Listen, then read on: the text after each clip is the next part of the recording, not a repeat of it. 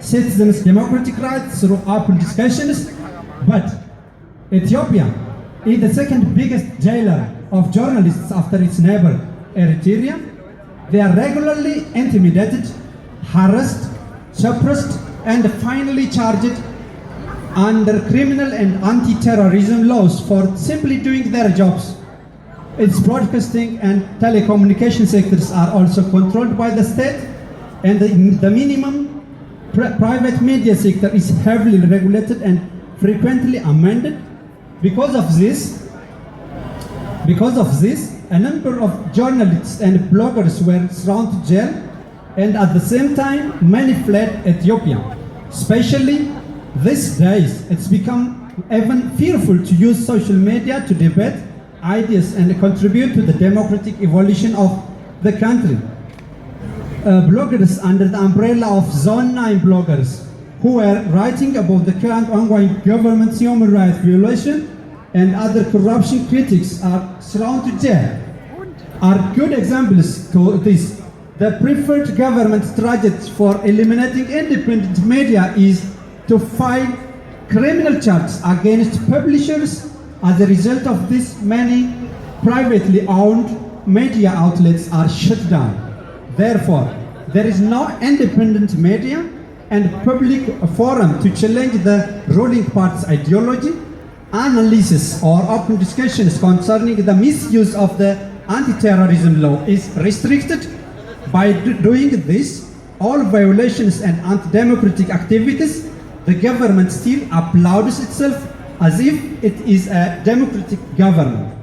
When we see the May 2015 fake election process, personally I declare that for the past 25 years, why the Ethiopian government has been conducting the election campaign was just to fulfill an election formality, so that the regime would pretend to the Western donors that they are democratically elected, like how they are currently misleading the international community.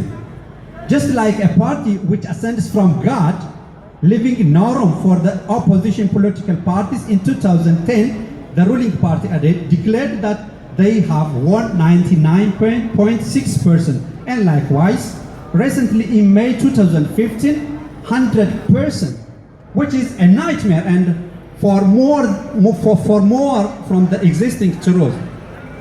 Far more from the existing. The free and fair election is known only on the written form. Still, the government declares that they are democratically elected.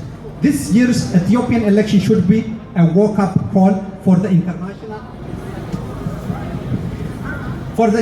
community. Some human rights organizations who understood the fake election process could call the victory the culmination of the government's 5-year strategy to silence opposition political activities and independent criticism.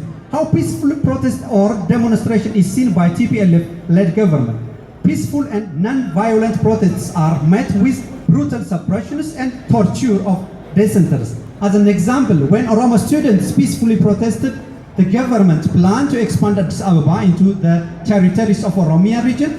They were met with the brutal police force, and according to BBC, more than 47 peaceful protesters were killed by the security forces, and many were arrested and tortured for the crime of criticizing the government. Similarly, when the residents of Addis Ababa went to the streets to grieve for the innocent life lost in Libya by the inhuman action of the ISIS militant in Libya, the Ethiopian government responded brutally like ISIS in the streets of Addis Ababa. What the Ethiopia's largest donors ought to do here, it is time to rethink their relationship with the increasingly dictatorial and authoritarian governments like the Ethiopian government. As long as democratic governments and respect for human rights are pushed aside by donors in favor of economic development and security cooperation, Ethiopia's long-term stability is at serious risk. The donors precisely view poverty improvement in Ethiopia as a priority and laud its economic growth and regional peacekeeping role. However, these factors cannot be viewed in isolation from Ethiopia's human rights situation and the political impact of growing repression.